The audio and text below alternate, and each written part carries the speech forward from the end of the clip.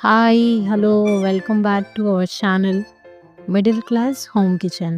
So, మన ఛానల్‌లోకి వెళ్ళబోయే ముందు ప్లీజ్ మన ఛానల్ గనక మీకు నచ్చినట్లయితే మన ఛానల్‌ని లైక్ చేయండి. మీ సపోర్ట్ మాకివ్వండి. మా ఛానల్‌ని సబ్స్క్రైబ్ చేసుకోండి. మీ అందరి సపోర్ట్ నాకుంటుందని మనస్ఫూర్తిగా కోరుకుంటున్నాను. ఇక వీడియోలోకి వెళ్ళిపోదాం. ఆల్రెడీ మీరందరూ థంబ్‌నెయిల్ చూసే ఉంటారు. మన టమాటో రసం వచ్చేసి.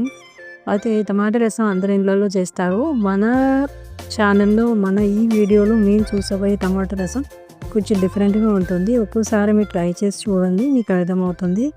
ఇది నేను చేసే పద్ధతి ఓన్లీ చిన్నపిల్లల కోసమని. చిన్నపిల్లలు చాలా ఇష్టంగా తింటారు ఇది. ఇది టమాటా రసం నేను ఒకటే రకంగా చేస్తాను. కాకపోతే ఇది 2 విధాల టమాటా చారు మీకు కనిపిస్తుంది.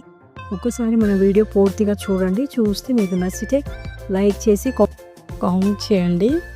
ఇంకా లేదైతే వీడియోలో చూపించినట్టుగా ముందుగా టమాటాలన్నీ శుభ్రం చేసుకొని వాటి తొడుమలన్నీ తీసేసి పక్కకు పెట్టుకుంటున్నాను.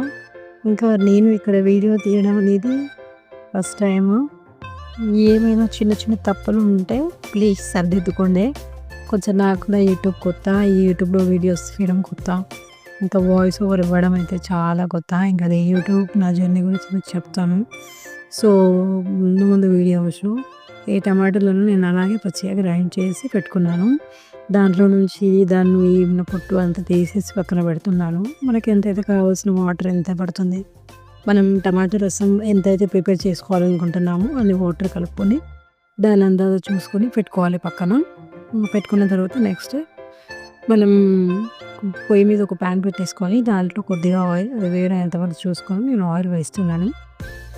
ఇంకా ఆయిల్ వేసి సేమ్ మనం యాస్టీజ్గా పోపు దినుసులు అవన్నీ ఎలా వేస్తాం అలాగే వేసిస్తాము. వేసిన తర్వాత దీంట్లో ఒక ముఖ్యమైన ఇంగ్రీడియంట్ ఏంటి అంటే మెంతులు ఉంటాయి. ఒక చిన్న టీ స్పూన్ అంతా మెంతులు వేసేయాలి.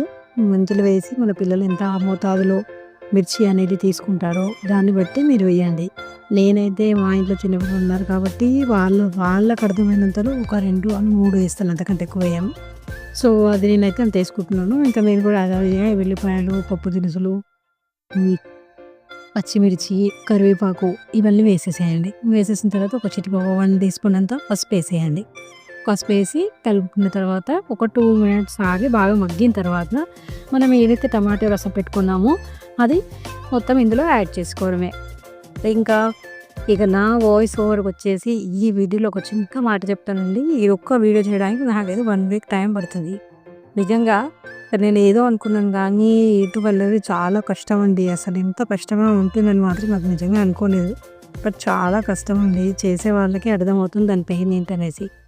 ఇంకొకటి ఇక్కడ చూపిస్తున్నట్టు నేను దీంట్లో ఏమంటారు మీకు చూపించింది పుట్నాల పప్పు. అది నేను గ్రైండ్ చేసి పక్కన పెట్టుకున్నాను. అయితే అది గ్రైండ్ చేసింది ఎందుకు అంటే అదేనండి మెయిన్ చిన్నపిల్లల కోసం చేశాను చెప్పాను కదా. సో, ఇది టమాటా రసం ఎంతైతే క్వాంటిటీ చేశానో దాంట్లో నుంచి సగం ఇలాగే పక్కకు తీసి పెడతాను.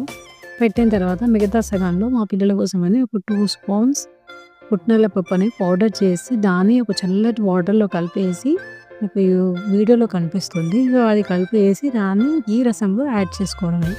అది యాడ్ చేసిన వెంటనే కలర్ చేంజ్ అవుతుంది. ఇది ఎలా కొంచెం ఏమంటారు టమాటో రసం కొంచెం వాటర్ లాగా ఉంటుంది కదా. సో, అది మనం యాడ్ చేయగానే అసలు ఒక పప్పులాగా అయిపోతుంది. చాలా బాగుంటుందండి టేస్ట్. మీరు ఒక్కోసారి ట్రై చేయండి. పిల్లలు అయితే ఎంత ఇష్టంగా తింటారు. మేమైతే ఇది నేను ఇక్కడ వీడియోలో చూపించినట్టుగా మేము ఇక్కడ టమాటా రసం ఎప్పుడు చేసినా సరే వీటిని గుడ్లతోనే తీసుకుంటాము. ఉడకబెట్టిన గుడ్లు, టమాటా రసం ఇవి 2 కలిపి పిల్లలకి ఇస్తే చాలా ఇష్టంగా తింటారు. ఇప్పటివరకు నా వీడియో నచ్చినట్లయితే ప్లీజ్ మన వీడియో సబ్స్క్రైబ్ చేసి నాకు అందరూ సపోర్ట్ చేయండి. Thank you so much. Bye.